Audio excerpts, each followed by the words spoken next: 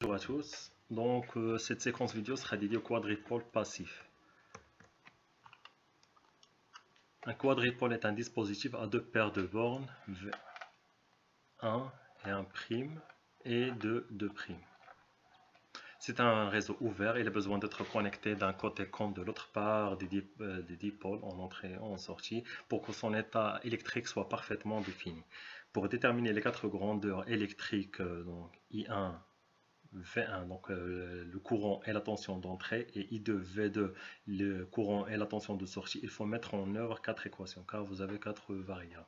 Deux équations sont fournies par les dipôles D1 et D2, et les deux autres sont fournies par le quadripôle.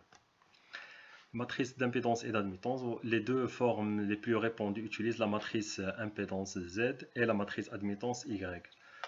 Vous avez V1, on peut exprimer la tension d'entrée V1 en fonction du courant d'entrée I1 et le courant de sortie I2, et la tension V2 en fonction de I1 et I2. Donc, sous forme matricielle, vous avez le vecteur des tensions V1, V2, c'est le produit de matrice d'impédance Z avec le vecteur des courants. Tel que la matrice de Z, c'est Z11, Z12, Z21 et Z22 multiplié par le vecteur I1 et I2. Le même pour les admittances, on exprime les courants I1 et I2 en fonction des tensions V1 V2. Ainsi, vous avez le vecteur des courants égal à la matrice d'admittance multiplié par le vecteur des tensions. Vous avez Y11, Y12, Y21, Y22 multiplié par V1 et V2. On peut identifier un à un les termes de la matrice en annulant consécutivement les courants I1 et I2 dans la matrice Z. Donc, on annule le courant I2, ainsi que vous avez en sortie un circuit ouvert, vous aurez V1, c'est Z11, I1, ainsi que l'impédance d'entrée, c'est le rapport entre la tension d'entrée et le courant d'entrée, Z11, c'est V1 sur I1. Le V2, c'est Z21 fois I1. La transimpédance directe, c'est le rapport de V2 sur courant I1. En annulant le courant d'entrée, I1 égale à 0, donc entrée circuit ouvert, la tension d'entrée en fonction du courant de sortie, c'est la transimpédance inverse Z12 qui vaut V1 sur I2, et l'impédance de sortie qui vaut le rapport entre la tension de sortie et courant de sortie Z22, c'est V2 sur I2. La matrice impédance et admittance, donc si le quadripôle est passif et réciproque, vous avez le Z12 égale à Z21, et Y12 c'est Y21, et en plus il est symétrique, vous avez l'impédance d'entrée égale à l'impédance de sortie, et l'admittance d'entrée c'est égal à l'admittance de sortie. Tout quadripôle passif présentant une borne commune entrée-sortie, les bornes 1', 2', donc 1', 2', peut être représenté par un réseau équivalent à trois impédances, ZA, ZB, ZC, ou un réseau équivalent à trois admittances comme indiqué, YA, YB et YC. Donc les réseaux en T, vous avez votre T, ou bien en réseau en pi.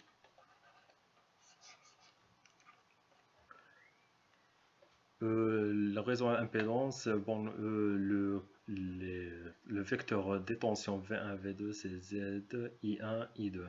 Donc en annulant le courant I2, vous aurez, selon la loi des mailles, vous aurez V1 c'est ZA plus ZC fois le courant I1. Donc ZA c'est ZC c'est Z11. Aussi, donc, vous aurez le V2. Donc vous aurez le courant I1, puisque vous avez I2 égale à 0, donc c'est 1. Vous avez V2, c'est Z de C, I1. Donc c'est Z de 1. Aussi, en annulant le courant I1, donc on annule I1, donc vous aurez le V1.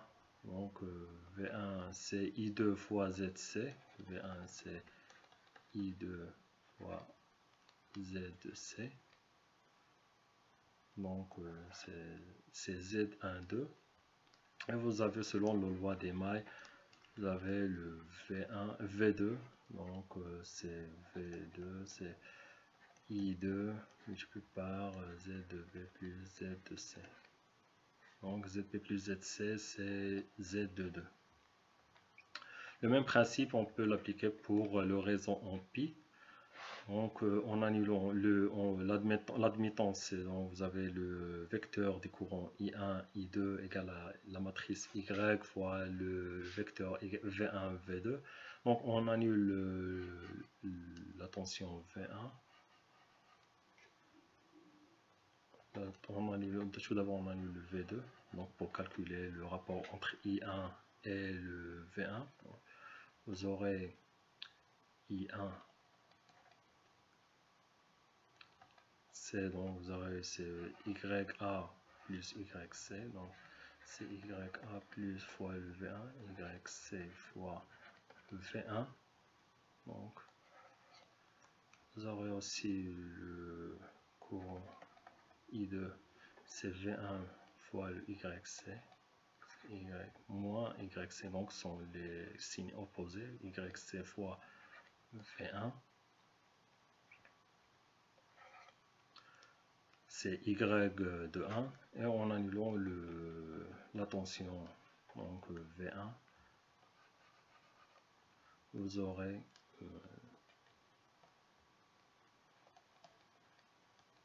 Y1, c'est donc c'est V2 fois YC, donc avec les signes opposés, c'est moins YC V2, et vous aurez I2, donc c'est la somme des deux admittances YB, YB plus fois le V2, YB plus YC fois V2, donc c'est l'admittance de 2, Y2. Bon, les matrices hybrides H et G vous permettent donc les grandeurs V1 avec le courant I1 et V2 et le courant de sortie V2 I2 en fonction du courant I1 et V2. L'inverse de cette matrice, c'est la matrice G, donc H moins 1 égale à G. Donc, ça permet d'exprimer I1 et V2 en fonction de V1 et I2. Donc, l'inverse. La matrice de transfert vous permet d'exprimer les grandeurs de sortie V2 et I2 en fonction des grandeurs d'entrée V1 et I1. Donc, vous avez la matrice T, c'est T11, T12, T21, T22. La matrice en chaîne, c'est l'inverse de la matrice de transfert. Vous permet d'exprimer les grandeurs d'entrée V1 et I1 en fonction des grandeurs de sortie V2 et I2. Si le quadrupole est passif et symétrique, le déterminant vaut 1. Le même pour la matrice de transfert. Les combinaisons de quadrupoles, la mise en parallèle entrée et sortie, donc l'entrée en parallèle et la sortie en parallèle.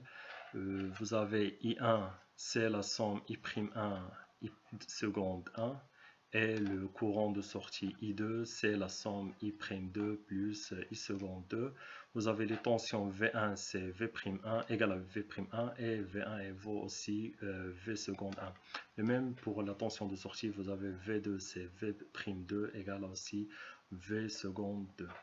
On exprime dans l'admittance équivalente, c'est la somme des deux admittances Y1 et Y2. Vous avez la mise en série d'entrée et sortie. Vous avez donc le courant I1 égale à I'1 égale à I seconde 1. Le courant de sortie I2 égale à I'2 égale à I seconde 2.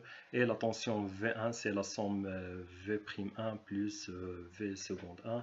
La tension de sortie V2, c'est V'2 plus V seconde 2. L'impédance équivalente, c'est la somme des deux impédances. Donc vous avez Z, c'est Z1 plus Z2. La mise en série, donc l'entrée en série, en parallèle la sortie. Donc c'est ce schéma-là. On utilise la matrice hybride. Donc la matrice hybride équivalente, c'est la somme des deux matrices hybrides. Si vous avez l'entrée en parallèle, sortie en série, on utilise l'inverse de la matrice hybride, la matrice G. Vous avez la matrice G équivalente, c'est la somme des deux matrices G, G1 plus G2.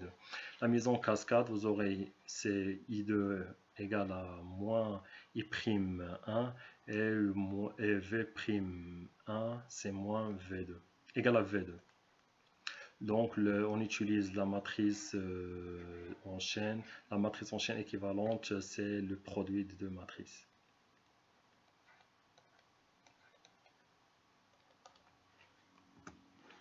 Les grandeurs fondamentales.